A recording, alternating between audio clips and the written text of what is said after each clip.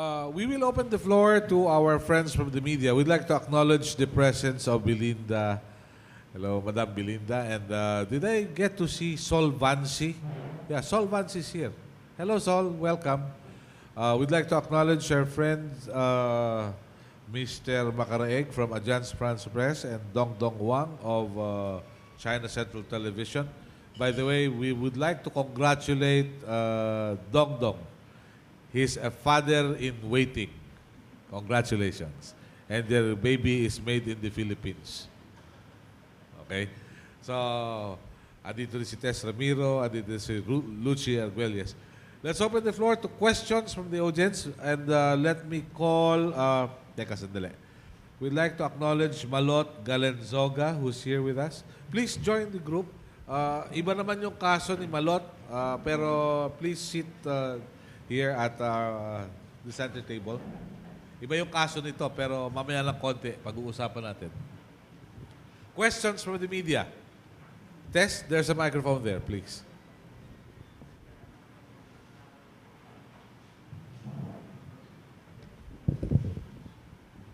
Good morning and thank you, Melo. This is addressed to both of you, Dr. Octavio and Attorney Padilla.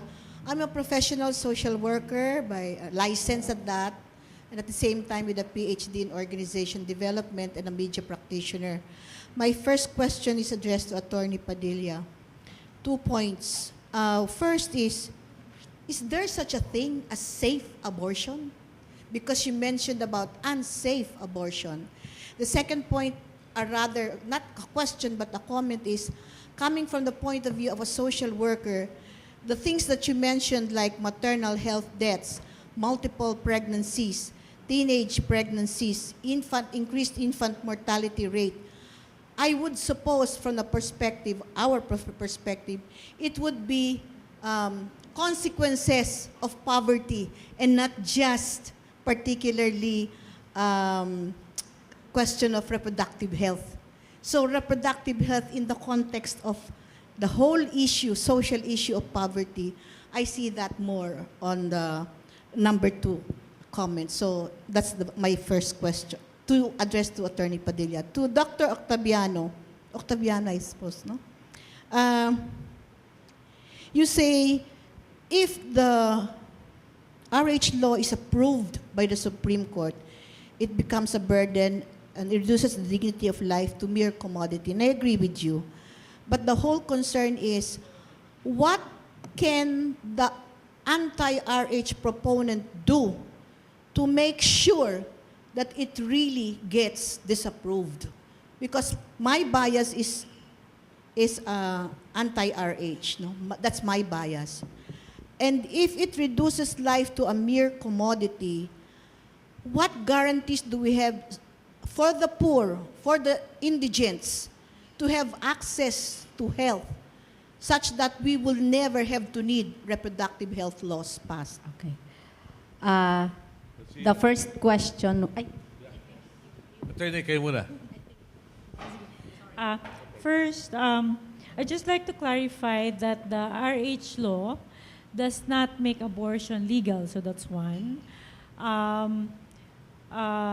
There are safe abortion methods, and these are available even in Spain, which is a predominantly Catholic country. For example, even in Hungary, which has the same constitutional protection of the life of the unborn from conception, abortion is legal also in Hungary. The same constitutional protection of the unborn, for example, in Costa Rica, and even in predominantly Catholic countries such as Belgium, France, and so on and so forth.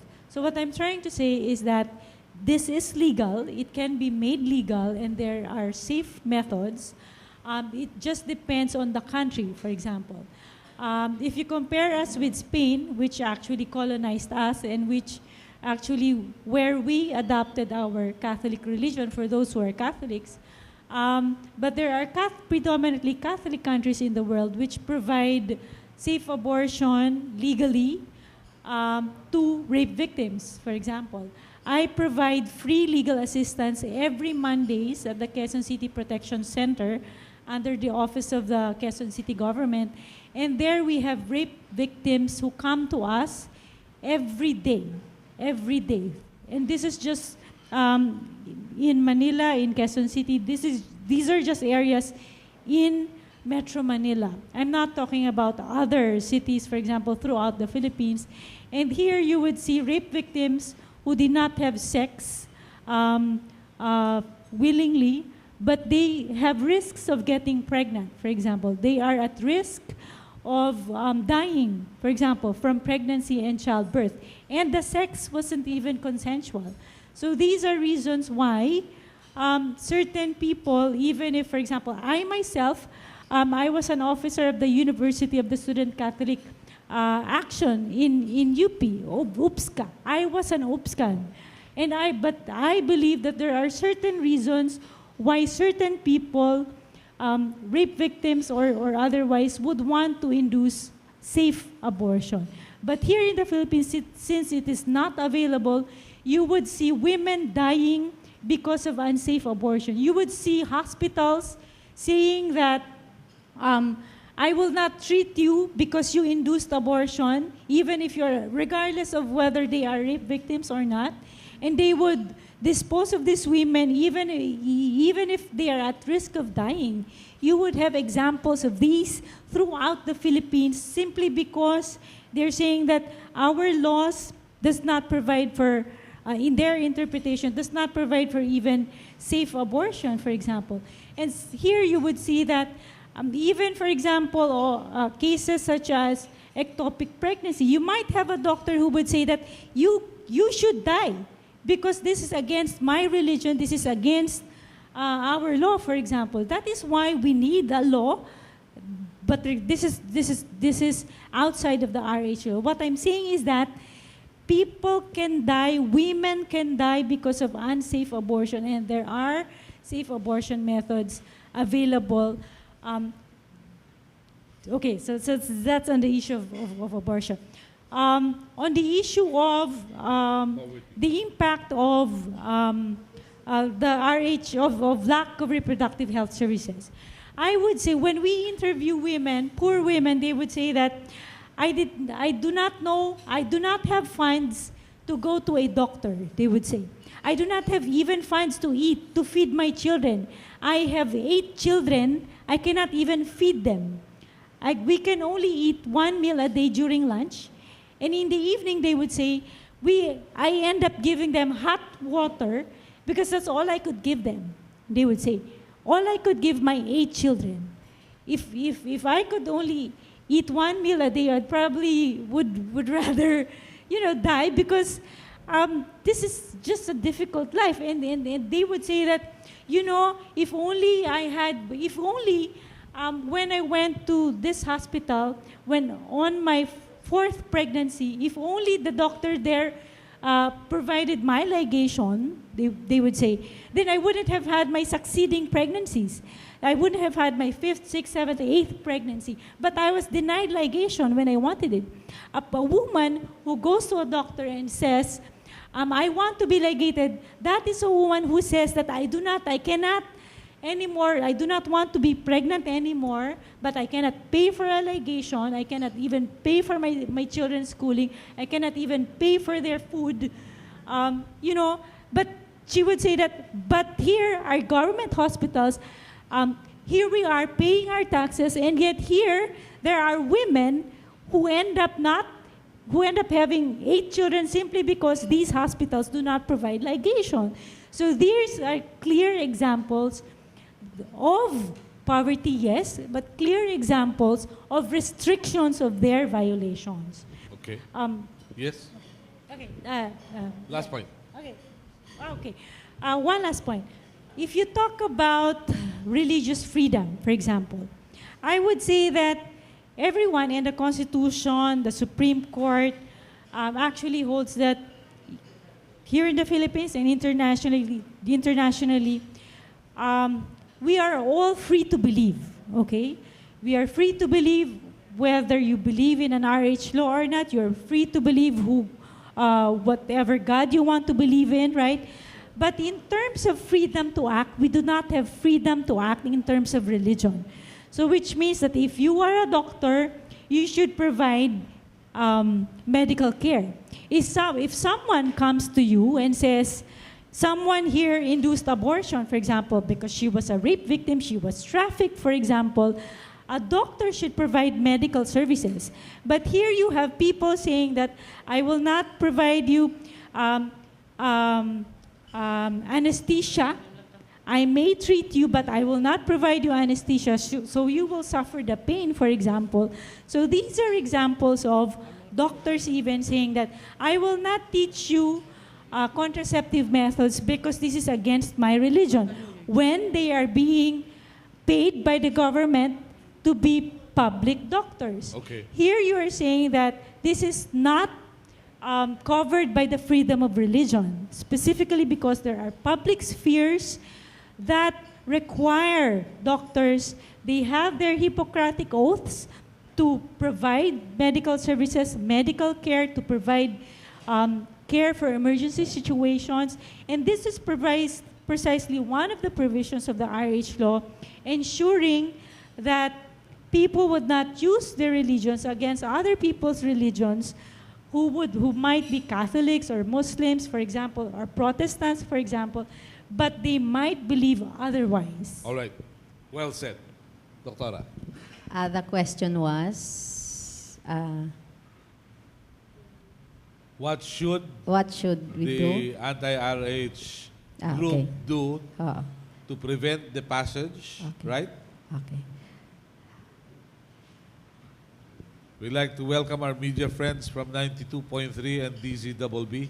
The first, My the first question was, Yeah, my question to Dr. Octaviani was, in case the RH law is approved by the Supreme Court or is endorsed by the Supreme Court, what can the group do or your group do to ensure that, well, that it has alternatives for people who are not for the RH law? Second, just in case it is endorsed or approved, what guarantees do the poor have that really the services of government and even of private institutions can be afforded by the poor people, not necessarily financially, but access to it can be had, such that these questions of unwanted pregnancies and things like that does not anymore have to involve religious freedom. In other words, it's everybody's right, whatever religion is, to have access to medicines. okay. Let us always remember that life is of God, no?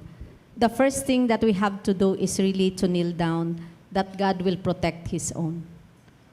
Number two, we have movements, no? The question is, what can we do even if it is approved?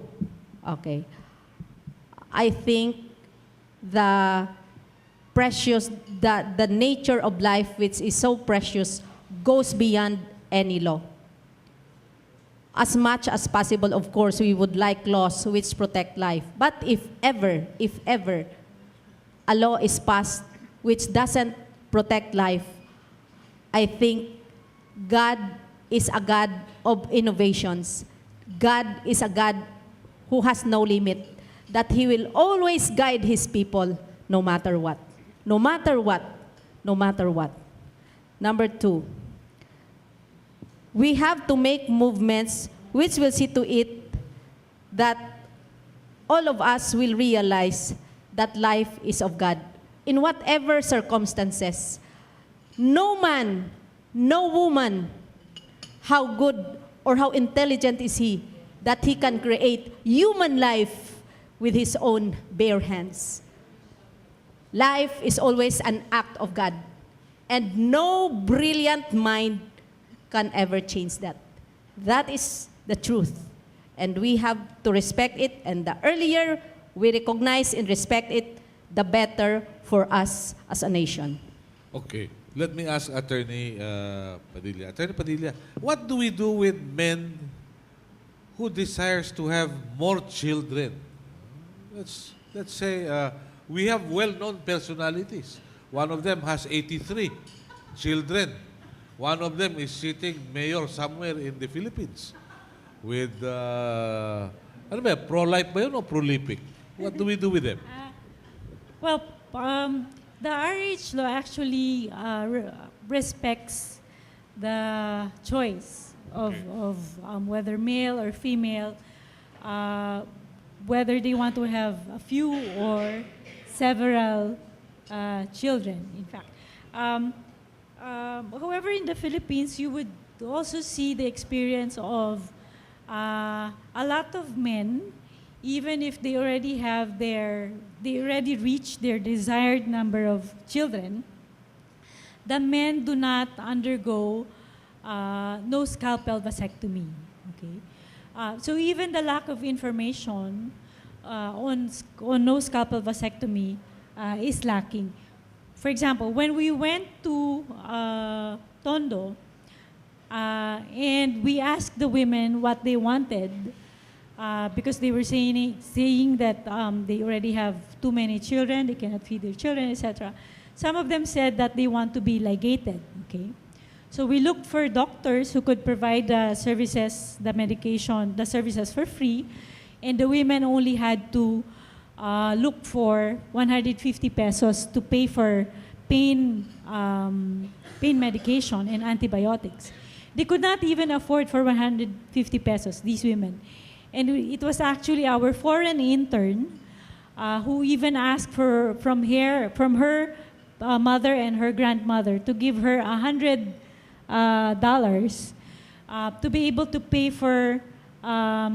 We were counting about 30 women who could be ligated for one session. Okay, so but eventually you would see that initially we had 30 women who signed that they wanted to be ligated, but at least 1 week before the actual procedure, they were saying that we ended up with just 10 women. And we asked, why are there just 10 women now when we would be inviting doctors providing free ligation? And they were saying, because our husbands threatened us that they would leave us if we underwent ligation. They were saying, they're afraid that we might be promiscuous or something. So these are issues, men, husbands threatening their wives for lack of information and basically not knowing that a ligation procedure does not make one promiscuous or more sexually active. If one is sexually active, then with or without the ligation, the person would still be sexually active. Pero attorney, sabi naman nila ron may narinig kasi akong isang kapatid sa media, sabi, pag nagka-problema na yung paninindigan ni mister, tapos na istorya. Di po ba? Di ba? Pag tapos na yung paninindigan ni mister, tapos na. Wala na. But I think that comes with age, and for some people, they can be very sexually active until they're 17. Okay. Doctor. I would like to add to the second question. If ever this law is disapproved, what can we do as individual citizens to help those who have more children? As groups, no? Okay. Ladies and gentlemen, when life is respected, everyone wins. There is no loser. It will make a lot of difference in the mindset and in the lifestyle of everyone. If ever this law is disapproved, we just have, every one of us, we will be challenged to give more for those who have less. For example, in our family, we are seeing to it that we have at least one scholar at a time, even with our limited income, to the poorest of the poor, but who are interested. I think if this law is disapproved, everyone wins, because a human life is always a wealth, and it is always of God, and no person can kill it or suppress it by his own hands. It will always be through praying to God and by the will of God and with the consent of this human being, the couple involved. Okay. So I think, as being stated in the RH law, human life is a wealth. So let us not just accept it as lip service. Let us live it. Let us respect it. A nation who respects human life will never be a loser. Thank Okay. you. Dong Wang from China Central Television, the Vice President of FOCAP for this year. Mr. Vice President. Good morning. While the RHBO is being debated here, I'm bringing something more evil. Because I come from China, the country has a one-child policy, which might sound more evil here. But for me, I'm the generation who actually benefit from the one-child policy. So I've been studying and following the RHBO, the whole procession for a long time, more than 1 year already. So I'm kind of pro-RHBO.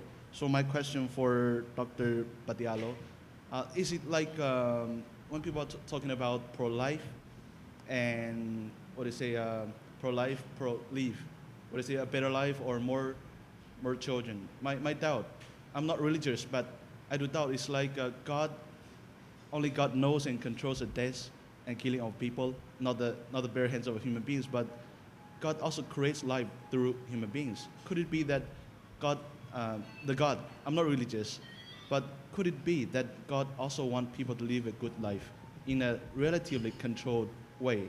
Thank you. That is a very good question. God doesn't want to make factory out of bombs because God is also a God of order. But God wants us to discipline ourselves, not to use gadgetry, which in effect will also damage and harm the health of the woman. God is not against spacing. God is not against natural birth spacing. What the church is against is you make the act and utilize gadgetry, which not only harms the mother, but also harms the baby. So, in effect, God would like us to promote self-mastery and discipline. We can have only 3 or 4 or 5, depending upon the way we dialogue with our spouses, depending upon our plan, what are our plans, but always respecting human life once it is formed. Lucy, you have a question?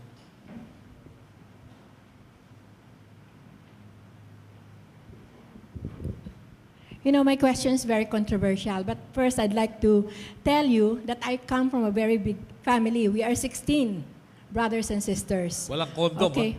Wala. Wala. My youngest sister and I, age difference only 10 months.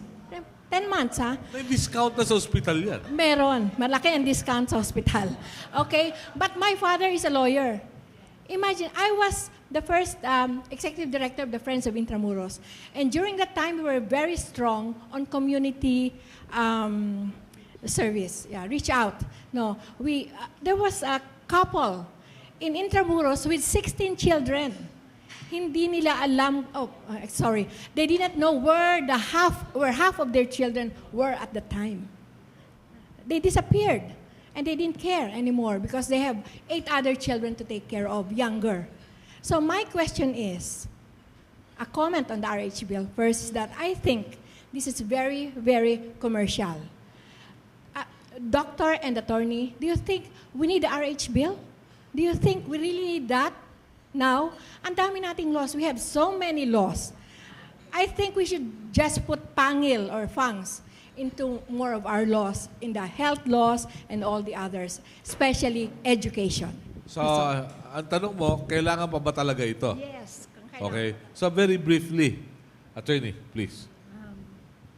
Yes, definitely, because in your example, the 8 children who are missing, and given the question earlier, I would say that people deserve a good standard of living, which means that they should be able to finish education, they should be able to choose how many children they want to have, if they want to. They should be able to eat 3 meals a day at the very least. They should be able to not die because of childbirth and pregnancy. Childbirth and pregnancy is not a disease. So people should not be dying because of childbirth and pregnancy reasons. As I mentioned, even in, for example, predominantly Catholic countries such as Spain, they have high contraceptive prevalence rate. When you say contraceptive prevalence rate, this refers to the number of women using contraceptive methods and men using contraceptive methods. So you would see that regardless of their religion, if they're predominantly Catholic country, you would see that a lot of them are practicing safe sex, right? And this does not just include reasons for example, controlling one's fertility, but issues regarding HIV, for example.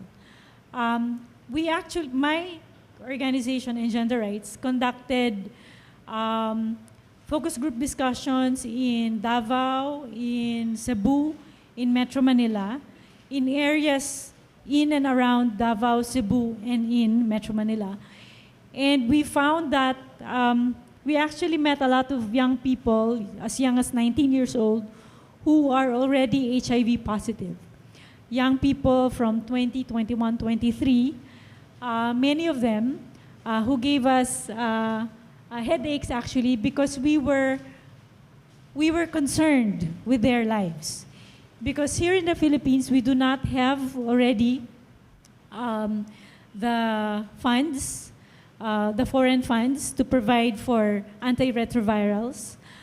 So it is only the national government that should be providing the antiretrovirals, which could let these people lead a healthy life. Because without these antiretrovirals, they could easily get infected with any kind of diseases.